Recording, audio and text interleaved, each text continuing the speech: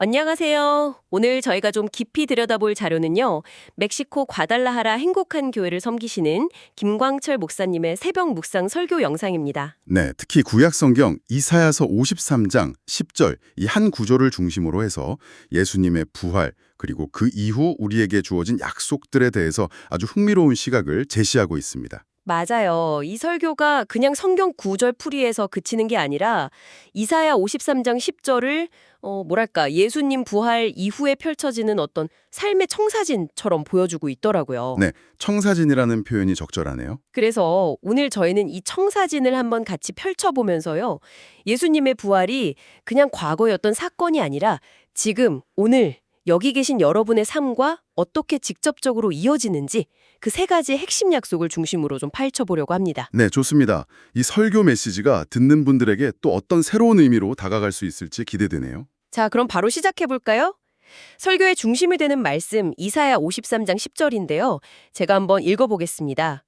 여호와께서 그에게 상함을 받게 하시기를 원하사 질고를 당하게 하셨은즉 그의 영혼을 속건제물로 드리기에 이르면 그가 씨를 보게 되며 그의 날은 길 것이요 또 그의 손으로 여호와께서 기뻐하시는 뜻을 성취하리로다. 네, 이 구절을 제대로 이해하려면 배경 설명이 좀 필요하겠죠. 네, 설교에서도 먼저 그 부분을 짚어주시더라고요.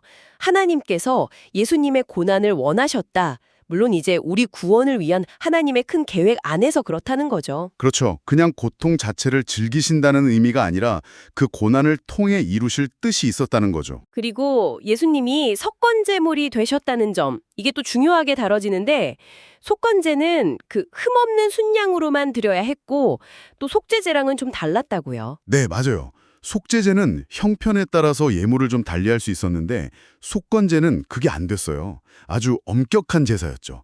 흠없는 순양, 예수님의 완전하심, 죄의 없으심을 상징하는 거죠. 아, 그렇군요. 자, 여기서부터 이제 설교의 핵심적인 해석이 나옵니다. 바로 이 이사야 53장 10절을 예수님의 고난과 죽음, 그 이후, 그러니까 부활에 대한 예언으로 본다는 점이에요. 부활이라는 단어가 직접 나오진 않지만 네, 그렇죠. 하지만 문맥을 보면 명확해요.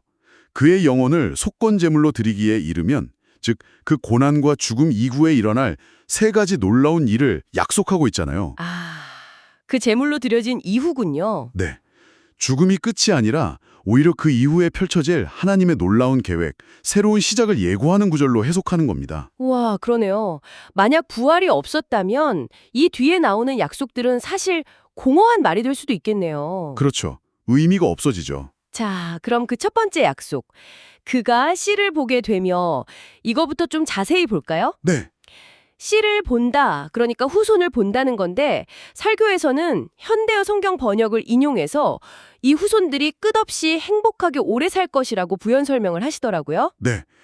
그리고 여기서 쓰인 히브리어 라라는 단어가 중요해요. 라요? 네, 라 이게 그냥 비유적으로 알게 된다 이 정도가 아니라 실제로 눈으로 본다, 목격한다는 의미가 아주 강한 단어거든요. 아, 정말로 본다는 거군요. 그렇죠. 만약 예수님이 그냥 죽음으로 끝나셨다면 어떻게 자신의 후손을 볼 수 있겠어요? 이 약속 자체가 예수님의 부활을 아주 강력하게 전제하고 있다는 해석입니다. 정말 그러네요. 죽은 사람이 어떻게 후손을 보겠어요. 그럼 여기서 말하는 씨, 후손은 구체적으로 누구를 말하는 걸까요? 네, 좋은 질문입니다. 설교에서는 마태복음 12장 50절 말씀을 근거로 들어요. 누구든지 하늘에 계신 내 아버지의 뜻대로 하는 자가 내 형제요, 자매요, 어머지이니라. 아, 그 말씀. 혈연 관계가 아니라? 맞아요. 예수님께서 새로운 가족 관계를 선포하신 거죠. 그래서 이 후손은 단순히 육적인 자녀를 의미하는 게 아니라 아버지의 뜻을 행하는 자들, 다시 말해 예수님을 믿고 따르는 우리 모두를 가리킨다고 보는 겁니다. 아하, 영적인 후손들이군요. 네, 시편 22편에도 비슷한 예언이 나오잖아요. 다윗이 후손이 그를 섬길 것이며 대대의 주를 전할 것이며 이렇게 노래하는데 이것처럼 믿음의 후손들은 그냥 존재하는 걸 넘어서 하나님을 섬기고 또 그분의 뜻을 다음 세대에 전하는 그런 사명을 가진 존재라는 거죠. 와, 그러니까 예수님은 부활하셔서 우리가 그냥 살아있는 것뿐만 아니라 하나님의 뜻을 이루면서 살아가는 그 모습을 실제로 보고 기뻐하신다는 거네요. 바로 그겁니다. 굉장히 능동적인 의미가 담겨 있는 거죠. 야, 이 첫 번째 약속부터 정말 의미가 깊네요. 우리가 예수님의 영적인 후손이고 그분이 우리를 지금도 지켜보고 계신다. 자, 그럼 두 번째 약속으로 넘어가 볼까요? 그의 날은 길 것이요. 이건 어떻게 이해해야 할까요? 단순히 오래 사신다는 의미는 아닐 것 같은데요. 네, 물론 영원히 사신다는 의미도 포함되지만 설교에서는 그 이상을 이야기합니다. 히브리서 말씀들을 인용하는데요. 시브리서요? 네, 히브리서 8장 1절하고 12장 2절 두 구절 모두 공통적으로 예수님이 지금 어디 계신지를 명확하게 보여줘요. 바로 하늘에 있는 지극히 크신 이의 보좌 우편에 앉아 계시다는 거죠. 네, 보좌 우편이요. 근데 왜 거기에 앉아 계실까요? 그냥 쉬고 계시는 걸까요? 여기서 로마서 8장 34절이 중요한 단서를 줍니다. 로마서 8장 34절? 네, 누가 정죄하리요? 죽으실 뿐 아니라 다시 살아나신 이는 그리스도 예수시니 그는 하나님 우편에 계신 자요 우리를 위하여 간구하시는 자신이라. 아, 우리를 위하여 간구하시는 자, 기도하시는군요. 맞습니다. 핵심은 바로 그거예요. 간구하시는 자. 예수님은 부활하시고 승천하셔서 지금 이 순간에도 하나님 보좌 우편에서 저와 여러분, 우리 모두를 위해 기도하고 계시다는 겁니다. 와, 그래서 그의 날이 길 것이라는 이 이사야의 예언은 예수님께서 그냥 영원히 존재하신다는 걸 넘어서 영원토록 살아계시면서 우리의 연약함을 다 아시고 우리를 위해 끊임없이 중보기도 하시는 그 사역을 감당하신다는 의미로 해석되는 거죠. 그러니까 그 긴 날이 우리를 위한 기도의 시간이라는 거네요. 그렇죠. 설교자께서는 우리가 살면서 넘어지고 실패하고 그래도 다시 일어서서 하나님 자녀답게 살아가려고 애쓰고 또 복음 전할 힘을 얻는 거. 그게 다름 아닌 바로 이 예수님의 끊임없는 중보기도의 은혜 덕분이라고 강조하세요. 와, 정말 놀라운 해석인데요. 그의 날이 길다는 게 우리 삶에 이렇게 직접적인 힘의 원천이 된다니 감동적입니다. 자, 그럼 이제 마지막 세 번째 약속으로 가보겠습니다. 또 그의 손으로 여호와께서 기뻐하시는 뜻을 성취하리로다. 예수님의 손을 통해 하나님의 뜻이 이루어진다. 이건 또 어떤 의미일까요? 네, 이 부분도 아주 중요한데요.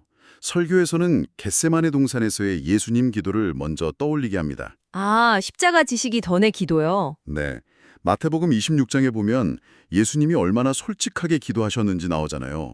내 아버지여, 만일 할만하시거든 이 잔을 내게서 지나가게 하옵소서. 정말 인간적인 고뇌가 느껴지죠. 네, 그렇죠. 그런데 바로 이어서 뭐라고 기도하시죠? 그러나 나의 원대로 마시었고 아버지의 원대로 하옵소서. 아, 네. 설교에서는 이 모습을 통해서 기도의 본질을 다시 생각하게 해요. 기도가 단순히 내 소원, 내 뜻을 하나님께 관철시키는 게 아니라 오히려 하나님의 뜻이 무엇인지 묻고 발견하고 그 뜻에 내 뜻을 맞춰가는 과정이라는 거죠. 아, 기도의 방향성이 다르네요. 내 뜻이 아니라 아버지의 뜻으로. 그렇죠. 그리고 실제로 예수님은 십자가 위에서 마지막 숨을 거두시기 직전에 뭐라고 말씀하셨죠? 다 이루었다. 네, 다 이루었다. 요한복음 19장 30. 아버지께서 맡기신 그 구원 사역, 그 뜻을 온전히 이루셨다는 선포죠. 사도 바울도 갈라디아서에서 이 사실을 증언하고요. 그리스도께서 하나님 아버지의 뜻을 따라 우리를 건지시려고 자기 몸을 주셨다고 말이죠. 네네. 아버지의 뜻을 완전히 성취하신 거죠. 그런데 여기서 설교는 한 걸음 더 나아갑니다. 아주 중요한 지점인데요. 예수님이 다 이루었다고 하신 것은 구원 사역의 완성을 의미하지만 하나님의 뜻을 이루는 그분의 일, 그 사역 자체가 완전히 끝났다는 의미는 아니라는 거예요. 아, 끝난 게 아니다. 네, 그 일은 지금도 계속되고 있다는 겁니다. 그리고 놀랍게도 바로 우리를 통해서요. 예수님의 손과 발이 된 우리 교회, 성도들을 통해서 그 일이 계속 이루어진다는 거죠. 장 말씀처럼 예수님은 영원히 살아계셔서 하나님께 나아가는 자들을 온전히 구원하실 뿐만 아니라 그들을 위해 계속 간구하시잖아요. 그리고 마태복음 마지막 약속처럼 세상 끝날까지 우리와 항상 함께 하시겠다고 하셨고요. 네. 이 모든 것이 연결되는 거예요. 부활하신 예수님은 지금도 살아 역사하시면서 우리를 통해, 바로 여러분의 손을 통해 하나님께서 기뻐하시는 뜻을 계속해서 이루어가기를 원하신다는 겁니다. 와. 그래서 설교는 청중에게, 바로 여러분에게 묻는 거죠. 하나님께서 여러분의 손을 통해 이루기를 원하시는 그분의 기뻐하시는 뜻, 그 사명은 무엇일까요? 단순히 내 삶 잘 되고 잘 먹고 잘 사는 걸 넘어서서 잃어버린 영혼을 구원하고 다음 세대를 믿음으로 세우는 그런 하나님 나라의 일에 우리를 동참시키기 원하신다는 강력한 메시지를 던지고 있습니다. 듣고 보니까 이 세 가지 약속, 후손을 보는 것, 그의 날이 긴 것, 그리고 하나님의 뜻을 성취하는 것. 이게 전부 예수님의 부활을 전제로 할 뿐만 아니라 지금 현재 우리의 삶과 신앙에 직접적으로 연결되는 아주 살아있는 약속들이네요. 맞습니다. 과거의 사건이 아니라 현재 진행형인 약속이죠. 그러게요. 그리고 이 이사야 53장 해석과 관련해서 설교 중에 좀 흥미로운 이야기가 하나 있었어요. 유대교 해당에서는 이 부분을 잘 안 읽는다면서요? 아, 네네. 그 부분 언급하셨죠. 설교자분의 설명에 따르면 유대교에서는 메시아가 아직 오지 않았다고 믿잖아요. 네. 그런데 이사야 53장은 고난받고 죽임당하는 종의 모습으로 메시아를 너무나 명확하게 그리고 있단 말이죠. 이게 그들의 전통적인 메시아 사상, 그러니까 영광스럽고 정치적인 메시아 상과는 좀 충돌한다는 거예요. 자기들이 생각하는 메시아랑 너무 다르라서. 그렇죠. 그래서 회당에서 정해진 성경 부분을 읽는 시간, 그걸 파라샤라고 하는데 그때 이 이사야 53장에 포함된 부분을 의도적으로 좀 건너뛰는 경향이 있다고 설명을 하시더라고요. 일부러요. 네. 물론 이건 이제 기독교적인 관점에서 본 설교자분의 해석이긴 합니다만 예수님을 이미 오셔서 고난과 부활을 통해 구원을 완성하신 메시아로 믿는 우리 관점과는 아주 뚜렷한 대조를 이루는 지점이죠. 설교자분도 그 점을 좀 안타까워하시면서 언급하셨습니다. 그렇군요. 같은 성경을 보는데도 메시아에 대한 이해의 차이가 이렇게 특정 본문을 대하는 태도에서 드러날 수 있다는 게 참 흥미롭네요. 네, 그렇죠. 결국 이 모든 논의가 우리 자신에게로 다시 돌아오는 것 같아요. 이 세 가지 약속을 통해 우리는 예수님의 영적인 후손이고 그분의 끊임없는 중보기도의 혜택 속에 살고 있고 더 나아가서 하나님의 뜻을 이루는 그분의 동역자로 부름받았다. 이 사실을 다시 확인하게 되네요. 네, 정체성을 다시 확인하는 거죠. 그래서 설교는 마지막에 우리에게 격려와 도전을 동시에 주는 것 같습니다. 살다 보면 힘든 일 많고 어려움 앞에서 낙심하기 쉬운데 부활하셔서 지금도 우리를 위해 기도하고 계시는 그 예수님을 기억하면서 용기를 내라 이런 격려가 있고요. 네, 큰 위로가 되죠.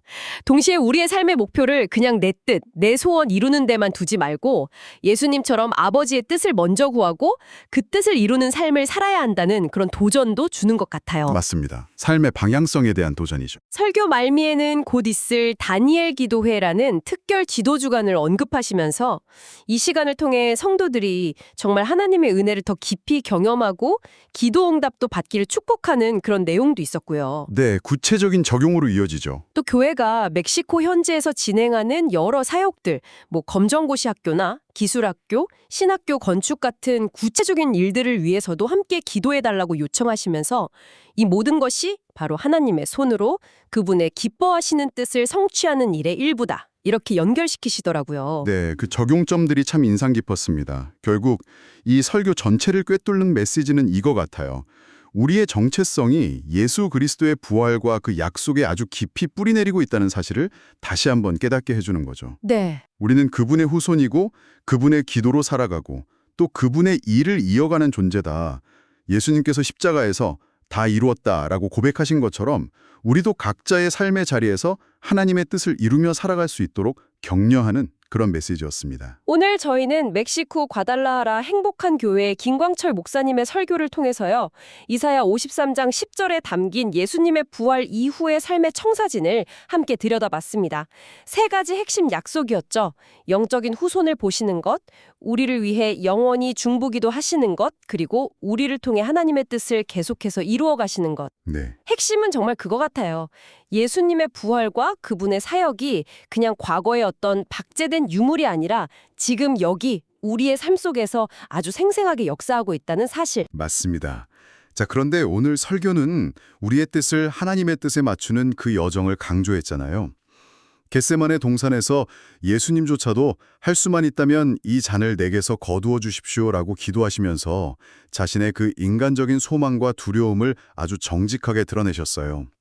하지만 결국에는 내 뜻대로 마시고 아버지의 뜻대로 하십시오라며 순종하셨죠. 네. 여기서 우리에게 좀 깊은 질문이 던져지는 것 같아요. 우리 안에도 각자 강렬한 소망이 있고 또 떨쳐내기 어려운 두려움이 있지 않습니까? 때로는 너무 버겁거나 도저히 이해하기 어렵게 느껴지는 그런 하나님의 뜻 앞에서 우리는 과연 어떻게 그분의 뜻을 분별하고 또 기꺼이 그것을 우리의 삶으로 받아들일 수 있을까요? 어려운 질문이네요. 네. 이 치열한 고민과 씨름의 과정 속에서 지금도 우리를 위해 쉬지 않고 간구하신다는 그 예수님의 중보기도는 실제로 우리에게 어떤 위로와 힘이 될 수 있을지 각자의 자리에서 한번 깊이 묵상해 보시면 어떨까 싶습니다.